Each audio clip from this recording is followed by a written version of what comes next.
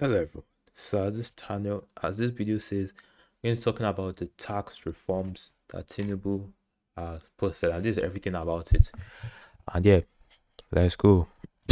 So I got this source from PwC NG.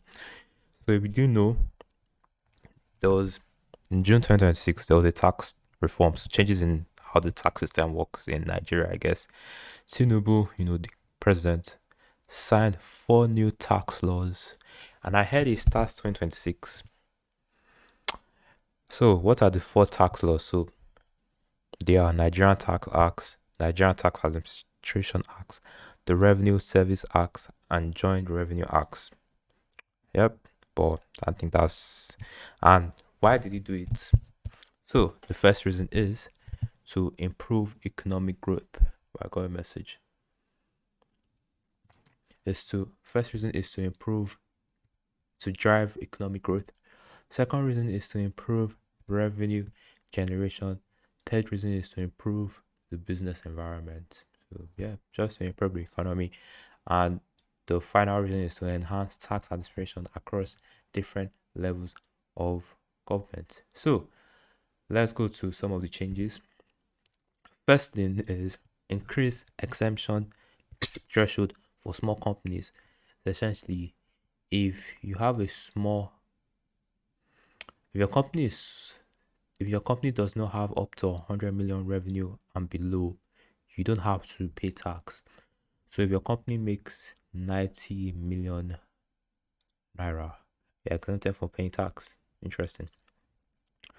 Second thing that's happening in the reform, increase capital gain tax from 10 to 30% for companies. So like capital gains, you get taxed 30% for companies.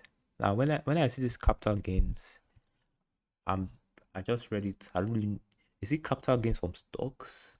I know I'm the one that's meant to tell you what it is, but the reason why I'm doing this is because I just came back from an interview where they asked me about these reforms.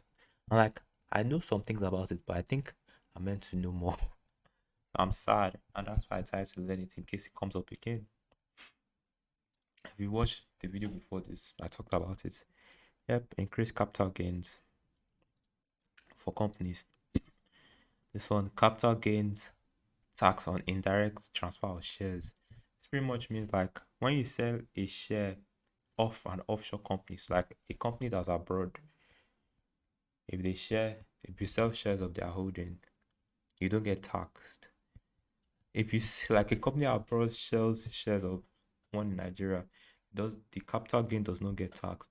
But now, if indirect transfer of shares from an offshore company, sell those shares, it will get taxed. So if you sell any share or transfer any share, it will get taxed. Before there was a way you could do it without having to get taxed.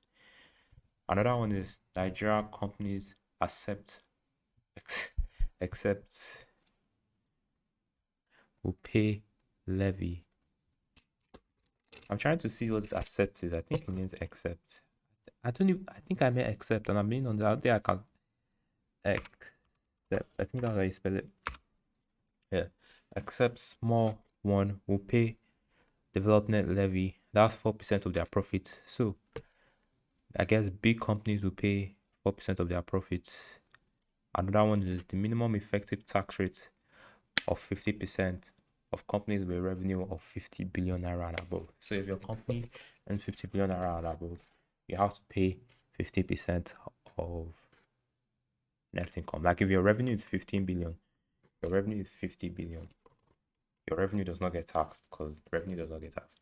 Net income will get taxed 15%. That's minimum effective tax rate. And this is the most important one. If you earn this is yearly, if you earn 800k and lower per year, you'll be exempted from tax on your income, while high income earners will be taxed 25%. So I think high income earners is if you earn 800k and above, you get taxed 25%. Also, there's an introduction of economic development EDI to introduce tax credit of 5% per annum for 5 years on qualifying capital expenditure purchases. So I guess if you qualify for capital spending on growing your company, you get 5% tax credit. That's I guess 5% reduction on the amount of tax you pay. By the way, I'm new to this. I think I'll just be talking about economics or like what's happening in different companies or different economies because you never know. Okay, also, your personal income will now be taxed if you are in Nigeria. So if you make income from like YouTube or income that's not tied to an organization, your personal income is going to be taxed.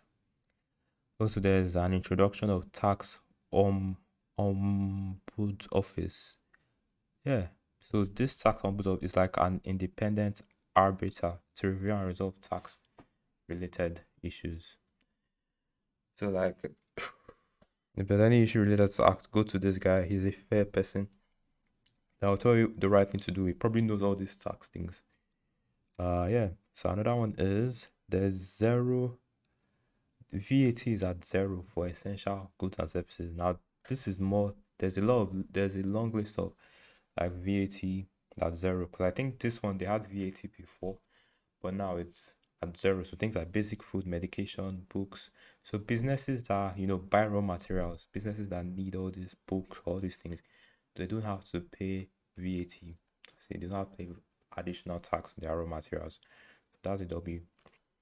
Also, the VAT rate of 7% has been retained. So the value added rate 7% has been retained. That's businesses that provide service can claim 7% VAT and fixed assets. So like okay, so before for services you couldn't add VAT. So if you're someone that like render a service, maybe like I don't know what a good service is. Maybe like a dry cleaning business. I don't know if that's a good. Maybe if you're like a video editor, now you can like add VAT to your um service.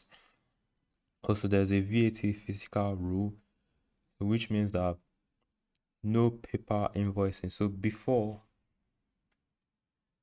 like in Nigeria, if you want to like it's write an invoice, you have to. They used to use paper, but now because of this new rule, you have to use an electronic system to issue the VAT tax, and then you send that on to authorities. And apparently, Nigeria is the first to do it in Africa. I'm surprised South Africa has not done it on Morocco. But yeah, those that's one way to, I mean, drive economic growth. You know, we don't have to be typing all those invoices in a paper. There's a electronic device that you have to do it. This is to prevent fraud. Yeah, that's the last one. So I heard on the TikTok that it will start 2026. So let me know what you guys think if anyone actually stayed. For me, what I've learned, what I've learned so far is that number one, if you earn low, like 800k and below, you would not be taxed, and with VAT, your services can now be taxed. I mean, VAT there's VAT on in services, and then also like capital gains are taxed. Like capital gains in shares are taxed. Like selling shares, you get where's the capital gains? Capital gains and indirect transfer of shares. Yeah, also there's a minimum. So yeah, it's very interesting too. Next one I'll be talking about is the insurance reforms because I heard that there's an insurance reform to improve insurance companies, and yeah, I'll go to that one next. I don't know if I'll do it today or tomorrow. I think I'll be doing one a day, but like because I have a full-time job, it's difficult, and I still have to apply for jobs, and it's just so depressing because my internship will soon finish, and like once your internship finishes, they release you, and you're in the world. You have to figure things out yourself, and it's just scary that all the interviews I've had, none of them has been a success. And now that I am officially done with my internship, there's no set ground, and it's just like disappointing. And that's why people will call me failure, lazy. I just like to sleep, and it's just painful because I feel like no matter how hard I work, there's a higher there's another reason why they will not want to pick me. And obviously I guess just keep trying. It's just so painful.